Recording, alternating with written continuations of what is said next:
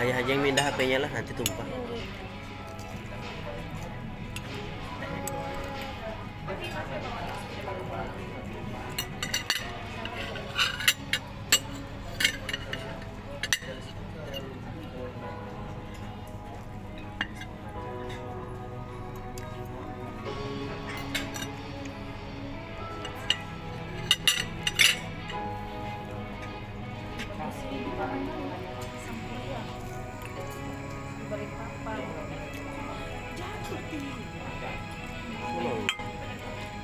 Enak banget. Coba dikit tuh.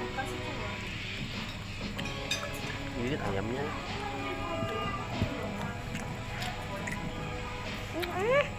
Tadi kamu nggak apa sih? Habisin dulu. Enggak, cuma makan crispy-nya aja.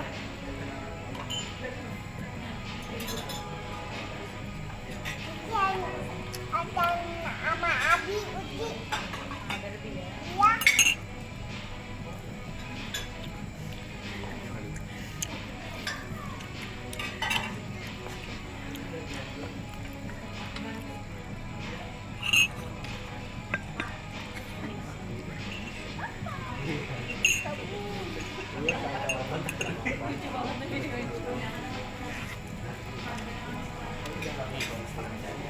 Iya.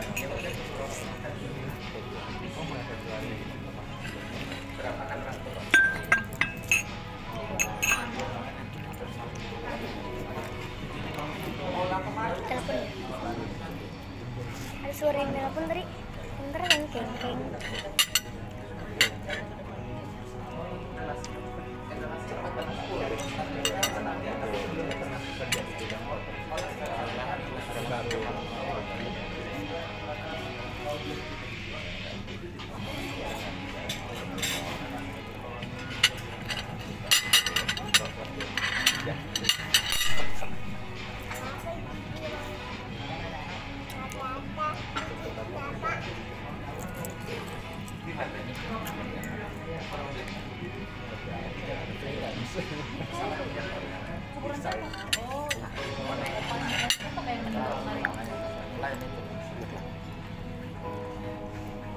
Sendoknya jangan sampai bunyi di piring.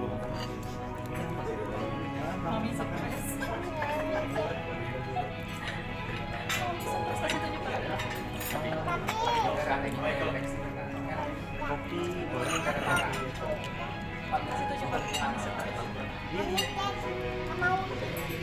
Itu berapa orang yang lihat ya?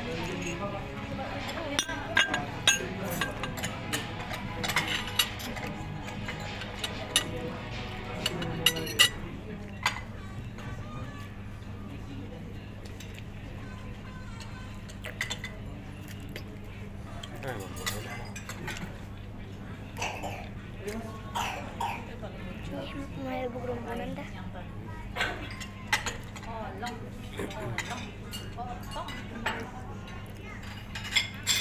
Temen ya.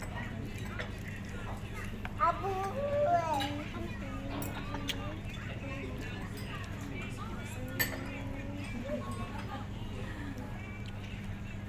Oke, selamat malam Bapak Ibu sekalian. Salam hangat dari Banjarmasin. Sebelumnya perkenalkan dulu saya Iwanto sebagai manajer dari College Boulevard. Sebelumnya juga saya ingin mengucapkan dulu terima kasih untuk Bapak dan Ibu yang sudah hadir di sini. Terima kasih atas waktunya untuk bisa hadir, dan saya lihat nih dari wajah-wajah ini semangat semua nih. Dan kelihatan nih orang-orang yang energik, yang pengen tahu apa sih bisnis atau apa sih investasi yang menarik. Karena kan kita jujur kita di sini bergerak di bidang properti. Mungkin Bapak Ibu sekalian nanti bisa melihat properti apa nih yang lagi menarik. Karena kita akan membuat yaitu apa, money make money. Karena mungkin nanti dijelaskan secara detail. Dengan satu boleh dibilang juga sudah cukup pakar ya Pak ya, Bapak Ibu sekalian di bidang properti. Tanpa berlama lagi saya panggil Bapak Ronald Kasidi Yusuf. Ya, terima kasih Pak Iwan. Selamat malam Bapak Ibu semua. Sehat? Sehat. Puji Tuhan ya. Jadi saya ingat sekali Bapak Ibu, saya lumayan kangen dengan event-event kita yang seperti ini. Mas. Jadi kalau saya boleh flashback sedikit Bapak Ibu, memang ini tahun 2024. Tambahin ya? Tahun 2020, 2021, kita masih ingat 2022, ya kita kenalan dengan teman baru yang namanya COVID-19. Bapak Ibu tahu, pada saat COVID-19 kita dipaksa, ya kita semua dipaksa untuk bertemu secara dunia maya. Ya mungkin ibu-ibu yang paling merasakan anak sekolah melalui Zoom. Ya di mana anak kecil disuruh duduk diam manis di depan komputer, di depan laptop, saya rasa itu adalah PR yang sangat luar biasa susah. Ya tapi saya bersyukur kita bisa melewati 2 tahun, 3 tahun yang begitu sulit dan kita bisa adapt dengan kondisi-kondisi yang ada hingga hari ini akhirnya kita bisa bertemu kembali di banyak sekali acara-acara event yang sudah kita selenggarakan. Bapak Ibu tahu nggak susahnya pada masa-masa kita COVID-19 kita jualan properti. Kalau saya boleh bertanya ya Bapak Ibu ya, kita hari ini nyantai aja. Kalau saya boleh bertanya, ada nggak di sini yang developer properti? Atau ngebangun ruko, ngebangun rumah, ada? Di Kalimantan mungkin, atau di Jakarta ada ya Pak ya? Nah kalau saya boleh bertanya Pak, kalau pada saat Bapak bangun properti, ya pasti kan banyak faktor nih yang dipertimbangkan. Ya mulai dari FS, mulai dari penyusunan budget, mulai dari pembangunan, kontraktor dan lain-lain. Tapi kan ada satu faktor juga yang penting yaitu adalah penjualan, betul ya Pak ya? Kita mau bangun seindah apapun, semurah apapun, kalau nggak bisa jualan pusing. Nah jualan properti Pak, kalau saya boleh tanya Pak, itu kita pakai biasanya logika atau emosi Pak? Untuk kita bisa approach konsumen supaya beli propertinya kita Pak? Dua-duanya, betul ya Pak ya? Artinya nggak bisa pakai salah satu aja ya Pak? Nggak bisa kita hanya jelaskan dari segi logika aja. Oh lokasinya strategis, lokasinya bagus, aksesnya bagus, bisa dekat dengan tol, dekat dengan bandara, speknya seperti ini, seperti itu. Nggak bisa Pak. Kalau cuma hanya logika, saya percaya nggak akan orang bisa nyantol, nggak bisa. Kita juga harus masukin ada satu faktor yang namanya faktor emosi, betul Pak ya? Kita harus ada intimasi dengan konsumen-konsumen kita. Kita harus tahu kebutuhan daripada setiap konsumen kita itu apa. Kita sesuaikan, nggak serta-merta kita punya unit tipe besar, kita tawarin terus unit tipe besar, belum tentu dia cocok. Sama halnya, nggak serta-merta kita punya unit tipe kecil, kita tawarin tipe kecil terus, belum tentu dia cocok. Nah bayangkan pada saat COVID-19, kita dipaksa jualan melalui Zoom Bapak Ibu. Yang dimana kita nggak tahu nih, saat itu Bapak Ibu mungkin lagi repot urusin anak. Saat itu mungkin Bapak Ibu lagi nyantai di kasur, pakai piyama, pakai baju tidur, nggak fokus. Saat itu saya nggak tahu apakah Bapak Ibu mungkin lagi ada meeting yang lain, karena kan nggak nyalain video. Tapi kita jualan properti gimana mau nyantol Bapak Ibu? Dan itulah suka dukanya, saya percaya Bapak juga yang mengalami di developer properti 2-3 tahun, pasti berat sekali Bapak Ibu. Tapi sekali lagi, saya bersyukur ya hari ini kita semua bisa ketemu dan kita juga sudah melewati ya tahun politik di mana awal tahun kemarin ada pemilihan presiden yang puji syukur saya percaya mau kita pilihan 1, 2, 3, saya percaya kita semua pasti berharap 1 putaran aja. Karena buat siapapun tidak baik jika 2 putaran Bapak Ibu. 2 putaran itu bikin ekonomi makin melambat. Orang makin nggak berani take decision. Orang pengen lihat dulu, habisin budget negara lagi. Wah, itu kalau sampai 2 putaran lumayan pusing Bapak Ibu. Jadi kita bersyukur kita sudah selesai Pilpres dan apapun hasilnya saya percaya kalau kita track back dari historical, siapapun presiden baru yang terpilih pasti ekonomi itu akan jauh membaik. Apalagi yang terpilih adalah yang bisa nanti mencalonkan lagi di periode kedua. Pasti secara logika dia akan membuktikan seluruh janji-janji dia supaya orang pilih lagi. Jadi saya melihat ke depan Bapak Ibu 2024 ke depan tidak mustahil jika presiden terpilih Prabowo Subianto di mana beliau mengatakan ekonomi akan dibangkitkan di angka 8%. Itu gila loh Bapak Ibu. Pertumbuhan ekonomi 8% itu gila loh. Tapi saya optimis dan saya percaya dengan kerja yang betul, dengan kerja yang benar, pasti tercapai. Nah Bapak Ibu, Mungkin beberapa minggu yang lalu atau beberapa bulan yang lalu, mungkin Bapak Ibu sering mendengar ya di berita di media sosial mengenai halving Bitcoin, ya, cryptocurrency. Nah, Bapak Ibu, kenapa saya tampilkan slide ini? Malam hari ini saya tidak sedang jualan kripto ya Bapak Ibu ya. Jadi buat Bapak Ibu yang pengen investasi kripto, silahkan berinvestasi dengan resiko sendiri. Malam hari ini kita tidak mengendorse kripto apapun. Cuma saya pengen sharing sedikit Bapak Ibu mengenai halving Bitcoin ini.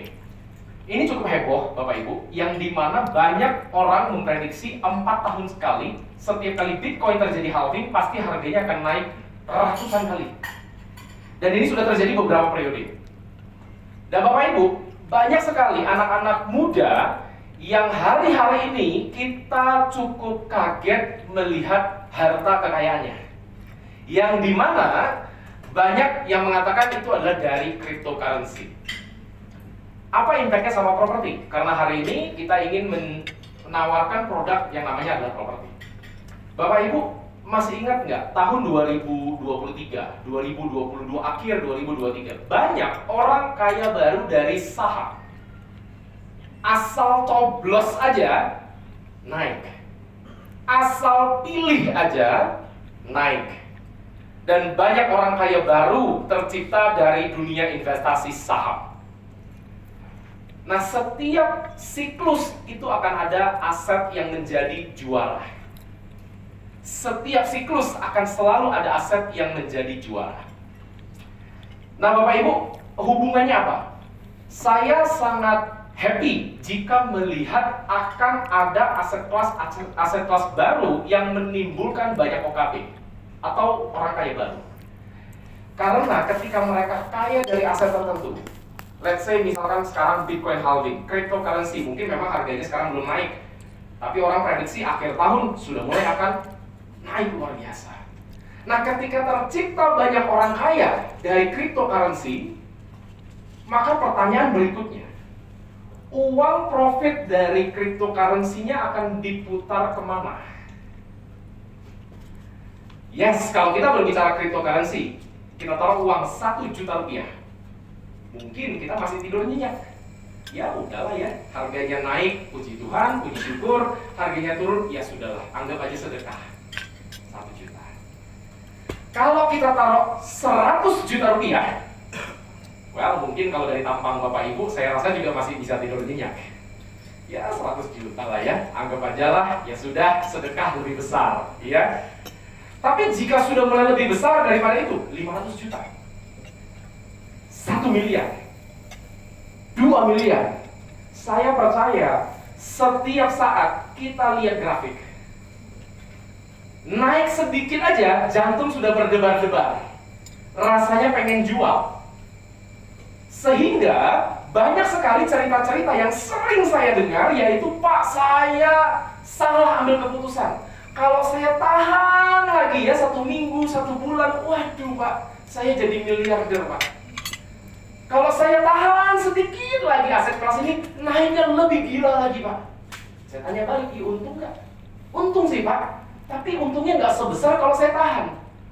Nah, saya percaya semakin besar aset yang kita masukin, maka kita nggak akan kuat untuk melihat ratusan persen, ribuan persen buru-buru Bapak Ibu. Naik 10% aja udah kita jual, naik 15-20% aja udah kita langsung buru-buru jual daripada nanti turun. Jadi untuk naik bisa berkali-kali lipat dengan jumlah aset yang besar, hampir saya tidak melihat ada 1 orang pun yang bisa. Jadi kalau kita berbicara ketika mereka nanti dapat profit dari cryptocurrency, apakah mereka akan terus taruh di cryptocurrency? Saya yakin tidak. Yes, mungkin sebagian dari profitnya mereka akan taruh di sana. Tapi sebagian besar akan ditarik dan dialokasikan ke aset yang lebih stabil. Bapak Ibu mungkin hari-hari ini sering mendengar satu nama, yaitu namanya Timothy Ronald. Ya, minimal pernah dengar lah. Kalau nggak pernah ketemu, ya hari ini ketemu dengan sesama Ronald juga. Saya Ronald juga Bapak Ibu. Cuman nggak ada Timothy-nya aja. Iya. Jadi TR ini Bapak Ibu memang adalah teman saya. Dan kita sering ngobrol Bapak Ibu, saya melihat beliau itu adalah orang yang sangat cerdas. Ya, dia bisa membaca kira-kira ini akan arahnya kemana. Dia membaca berita dalam negeri dan berita luar negeri. Saya ngobrol sama dia. Yuk kalau udah untung besar nih dari cryptocurrency, kira-kira apakah semuanya tetap akan ditaruh di cryptocurrency?